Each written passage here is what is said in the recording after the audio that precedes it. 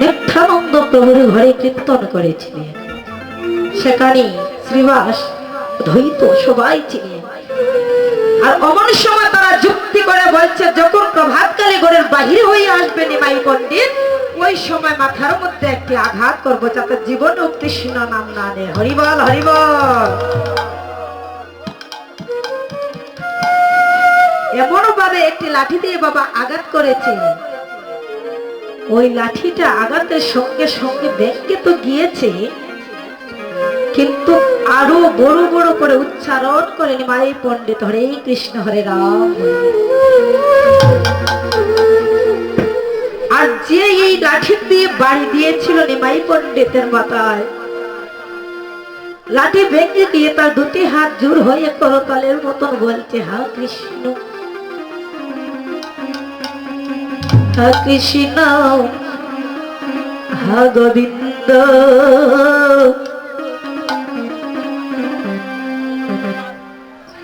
এমন পাপ করেছি জীবনে যে পাপের কোন কমনে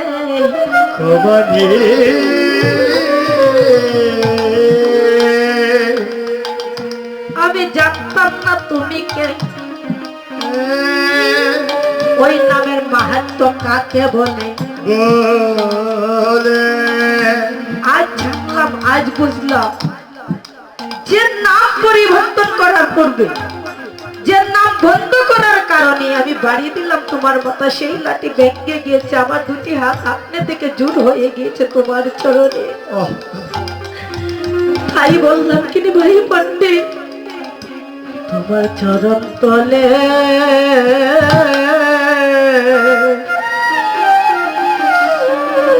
আমায় দাস করো,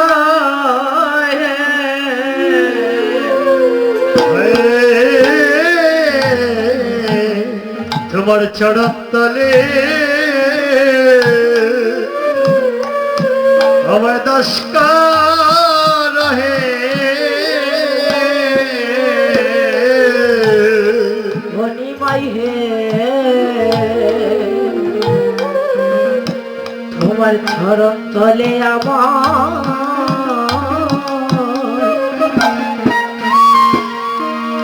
আমায় দাস করো হে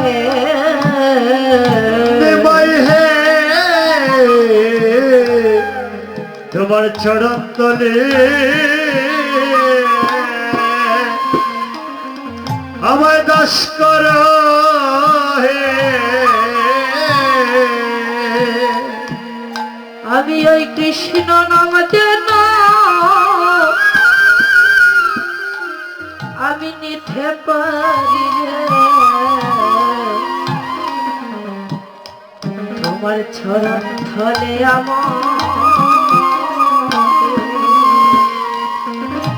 আমার দাস করো হে।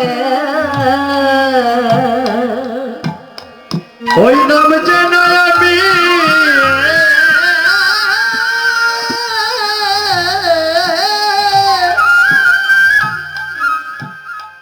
ওই নাম যেন আমি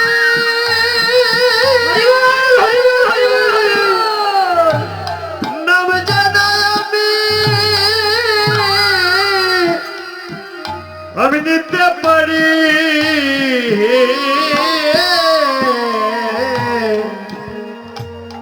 চরণ তলে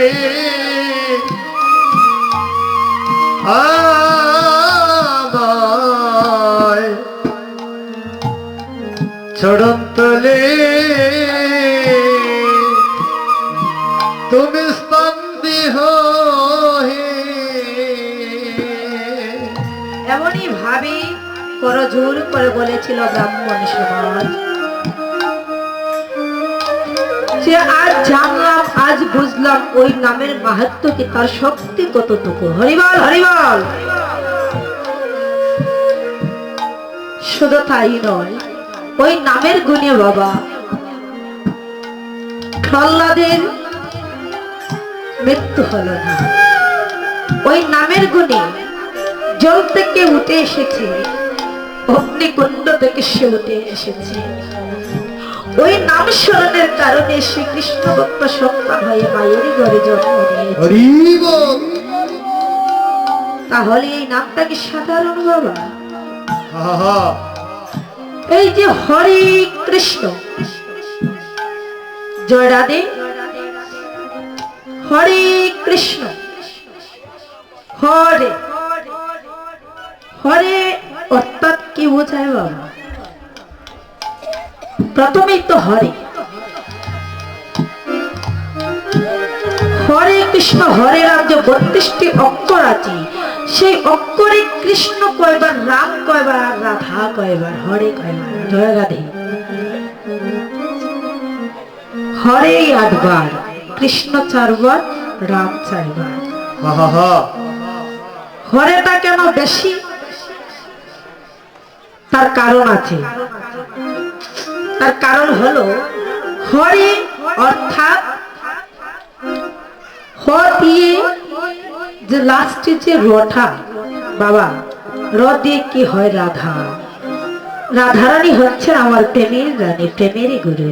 আহা তাই হরে অর্থাৎ আমাদের এই মনে, এই দেহে যত পাপ আছে সেই পাপটুকু হরণ করে নিয়ে যা। হরি বল, হরি বল।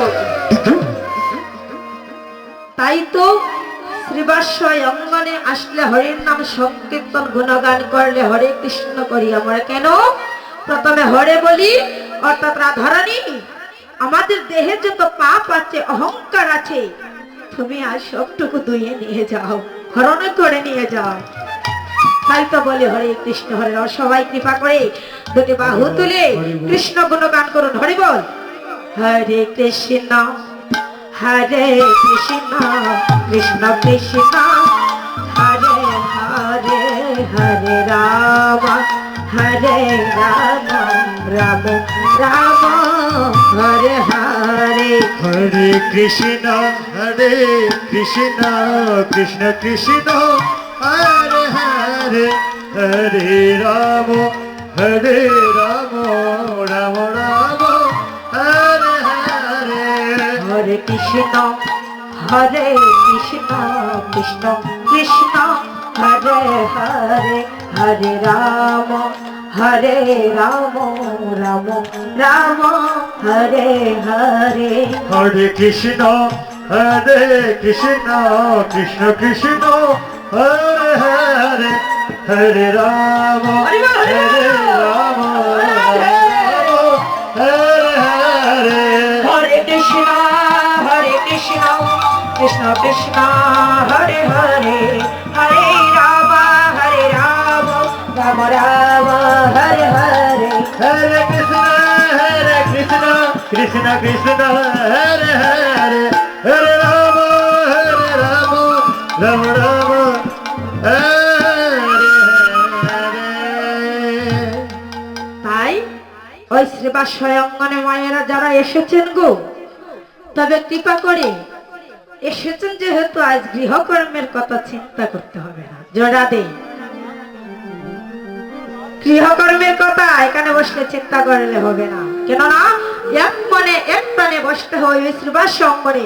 এই যে হরে কৃষ্ণ হরে রাম দিয়ে কুণ্ডলী দেওয়া হয়েছে, কেননা ওই কুণ্ডলীর মধ্যখানে যারা আসবে বসবে, মনটা যেখানে এখানে স্থির থাকে, অন্য কোথাও যেন চলে না যায়। হরি বল। আহা কি বাবা মিথ্যে বললাম? এই মন এই প্রাণ যেন ওই কুণ্ডলীর মধ্যখানে স্থির হয়ে বসে থাকে, আর যত অহংকার আছে সব যেন হরণ করে নিয়ে যায় আমার রাধারানী। হরি বল। আর সরল প্রাণে সরল মনে যেন প্রেম বিতরণ করে আসরে। হরি হরি কৃষ্ণ হরি বল। হরি বল রাজেশ্বর। তাই সবাই মিলে আমরা এখন কোথায় আছি? নদীয়া নবদ্বীপে বাবা। নদীয়া নবদ্বীপে যখন আছে তাহলে তো নদীয়া নবদ্বীপের কীর্তন করতে হয় আমাদের। আহা কি আমরা করবো না? হ্যাঁ বাবাদের দিক দিয়ে সমস্যা নেই, মায়েদের দিক দিয়ে সমস্যাটা বেশি হয়। হরি বল। কি মায়েরা করবেন না? এই যে বৌদি কীর্তন করবেন না? হরি বল হরি বল। হাতে করতালি করে নদীয়া নবদ্বীপের কীর্তন করে কিছুক্ষণ পর আমরা বৃন্দাবনে চলে যাব। হরি বল। দেখো এমন দিন আর নাই হতে পারে, তবে হবে এই গ্রামে আমরা হয়তো আগামীতে নাই আসতে পারি। শ্রীবাস সঙ্গন হবে, আসর সাজানো হবে ওই শ্রীবাস অঙ্গনে, কিন্তু হয়তো আমিও না আসতে পারি, আর যদিও আসি মহাপ্রভুর কৃপায় আপনাদের আশীর্বাদে হয়তো এখানে যারা আছেন আগামীতে এসে নাও পেতে পারি। হরি হরি বল। কেননা এই যে আমাদের জীবনের বেলায় যে এই আমাদের দেহে যে একটি আয়ু সূর্য নামে একজন সূর্য আছে বাবা, প্রভাতকালে যখন সূর্য উদয় হয় সন্ধ্যাবেলা বেলি অবসানে সে অস্ত হয়ে যায়, আবার সে উদয় হয় প্রভাতকালে পরের দিনে।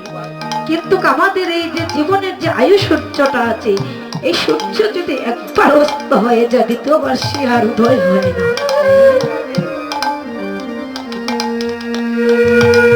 সে আর দ্বিতীয়বার উদয় হয় না। তাই এখানে যারা আমরা আছি সবাই মিলে ওই নদিয়া নবদ্বীপের কীর্তন করবো, এমন দিন আর কবে হবে জানি না। তাই সবাই মিলে